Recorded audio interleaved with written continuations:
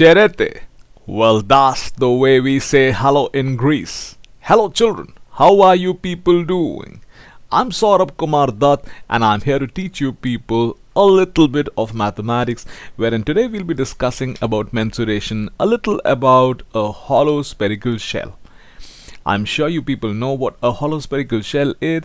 It is also a hemispherical shell, something like your soup bowl. And don't tell me you haven't had soup, right? I'm sure everybody likes some or the other type of soup. That's good, right? So now that you've been able to visualize what a hollow hemispherical shell is going to be, just think that you have a hollow sphere. That is a sphere within which there is another sphere, and in between which there is some material. So when it has been cut up into two equal parts, then we get a hemispherical shell. We'll be looking about it in detail, but I'm sure you people are mesmerized by this picturesque place. This is an awesome place. This is Antikythera Agency, Greece. It is here that we have some special things which can be those that you can go and look up in the Athens Museum, which in times to come I'm going to tell you about. But at this time, we will quickly start off this lecture by telling you about a hollow spherical shell more in detail. So what is a hollow hemisphere or a hemispherical shell? That is just like a soup bowl, like I told you. As you can see here in the figure, this is how it will look like, and this is what you must have seen even in the shot, right?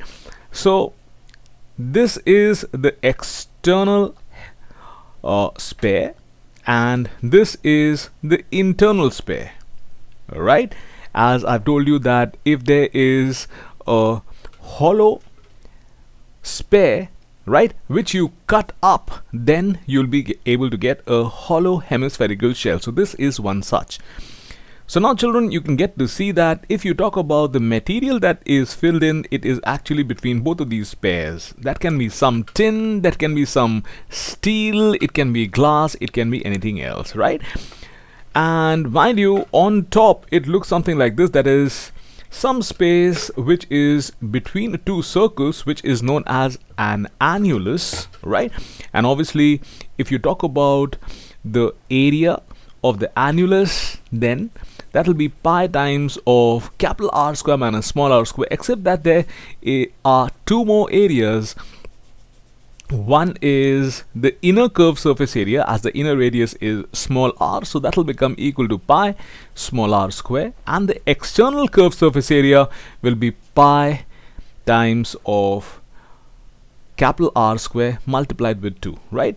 So 2 times of pi times of small r square will be the internal curved surface area, and the external curved surface area will be 2 pi times of capital R square, right? Now summing all of these three, you will get the total surface area, and for the curved surface area you'll be calling in the internal curved surface area, which is 2 pi small r square, and to that you'll be adding the external curved surface area, that is 2 pi times of capital R square, right?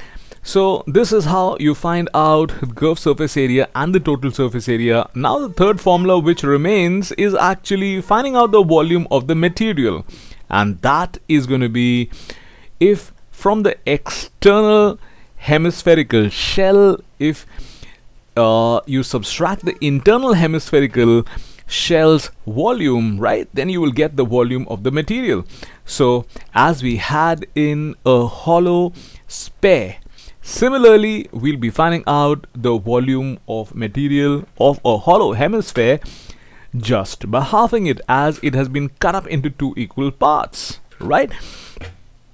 So there it was 4 by 3 pi capital R cube minus 4 by 3 pi small r cube. Here in place of 4 it will be 2, as each of these have been divided by 2 because the hollow sphere has been halved, right? So about the curved surface area or the lateral surface area, we've already discussed. This is the internal curved surface area. This is the external curved surface area. About the total surface area, except the curved surface areas, we will also have the area of the annulus.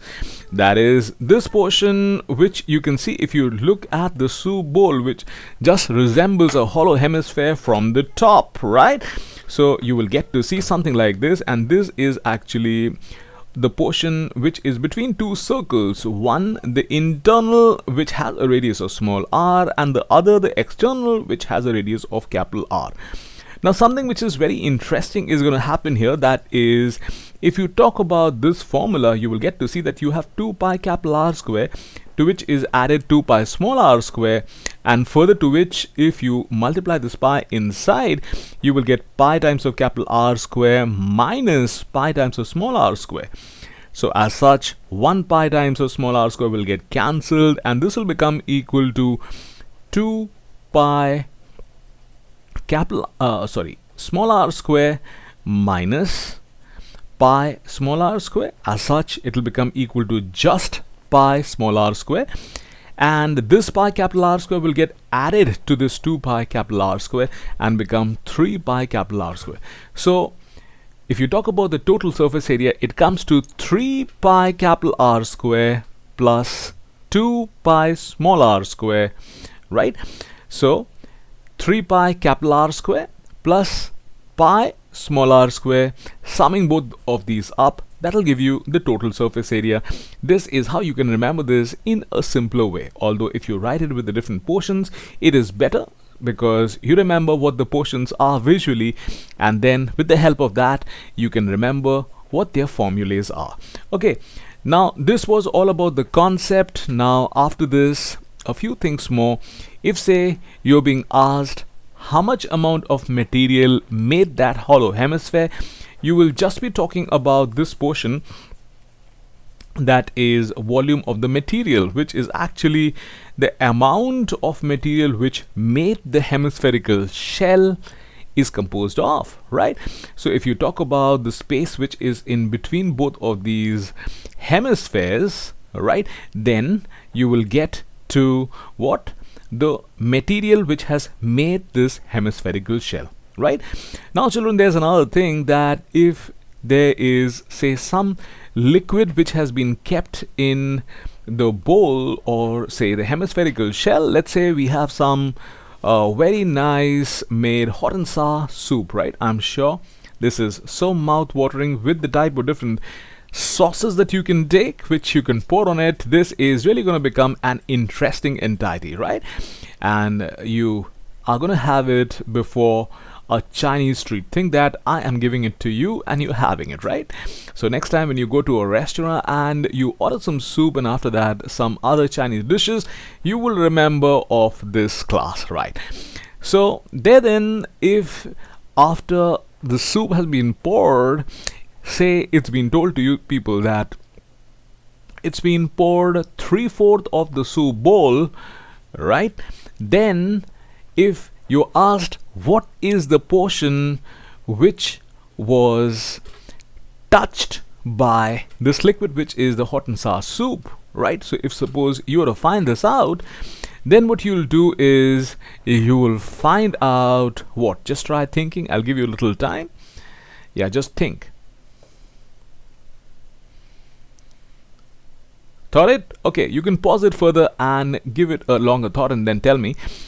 If you're to find out the portion that the liquid touched this hemispherical shell, then it'll be just 2/3 of the curved surface area, which is internal.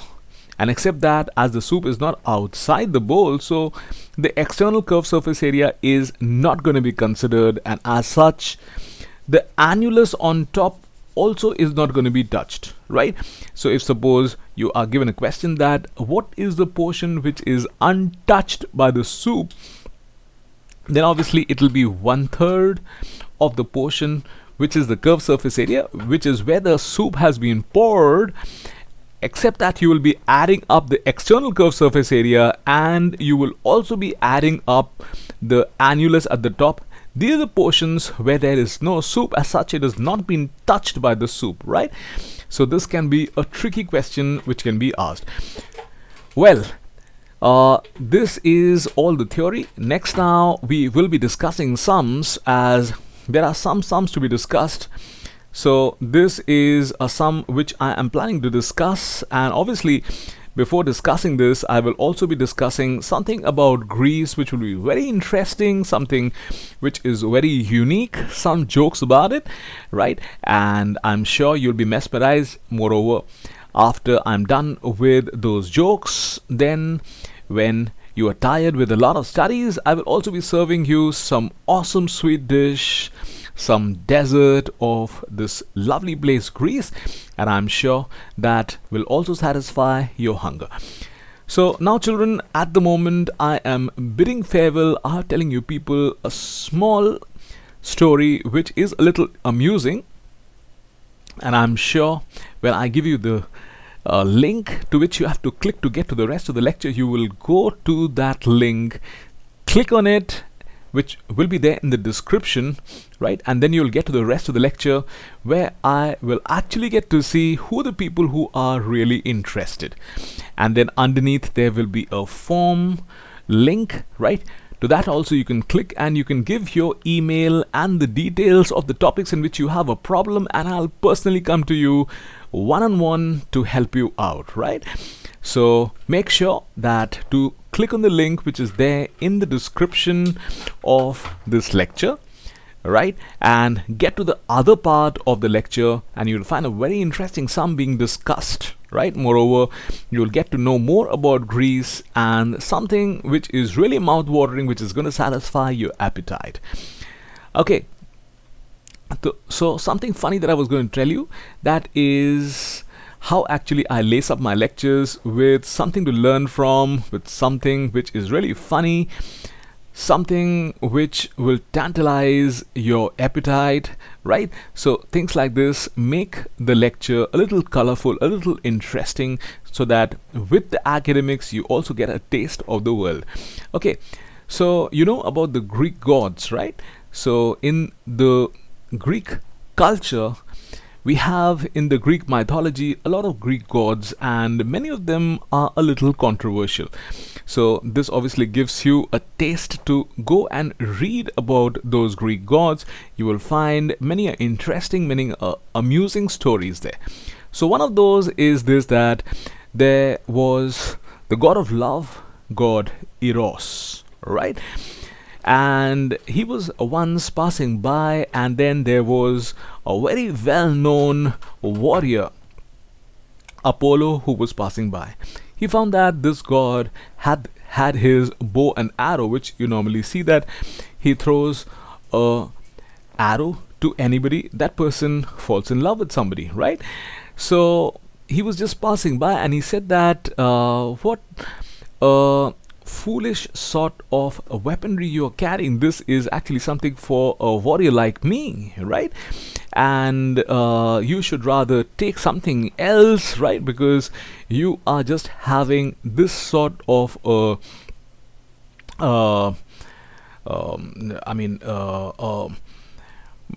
part of the ruling of God, which is actually just to spread love, right? And you actually bringing a disgrace, taking a bow and arrow when you are not a warrior. So this Greek god was not amused. He rather was pretty arrogant about the ways that he did things, and he thought that that was correct, and that was actually given by God to him, right? So he said that, okay, in his mind he thought that, okay, this guy has the audacity to do this, I will teach him a lesson. So what he did was, he took the bow and a golden arrow and he threw it towards Apollo as he was moving away. The golden arrow was for somebody to fall in love, right? And that was pointed towards Daphne, right? So Apollo fell in love with Daphne, right? Madly in love. Okay, now what he did was he took out another arrow, which was a leaden arrow, right, which was for hate, and he now threw this arrow with his bow towards Daphne, so that Daphne would have hated Apollo, right? So Apollo was running after Daphne, but Daphne was not even interested a little, and she was rather praying to God and was telling her father, who was a river god, right, that you somehow take me out of this mess. I am just not interested in this man. For that matter, you can change my form if you want to, right? And then probably Apollo won't be interested in me, right? That's because I am very beautiful. That is why probably this person is very much interested in me, right? So what this god of river, did was he changed the shape of Daphne to a tree. In fact, its stems and its leaves were also pointing in the outward direction, that I am just not interested, right? And this is how Eros, the god of love, took a revenge from Apollo, because what he said was really something which brought distaste to him. So children, this is one of the ways that the Greek stories actually are like fables. They tend to give you a message at the end. So this also gives you a message that whenever you have to speak, you have to be cautious. You cannot just hurt anybody and move along.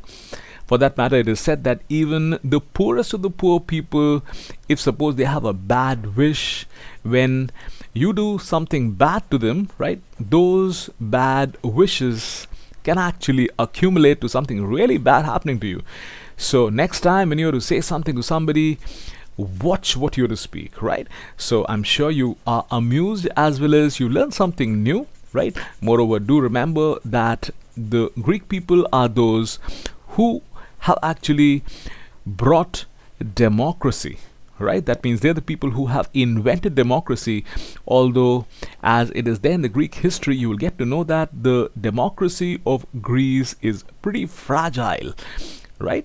Okay, now after this I'll be getting on to the sum, right? It's been a long talk in between. I'm sure you people have been also amused by it, got to know something new, but now it is the time to get back to studies.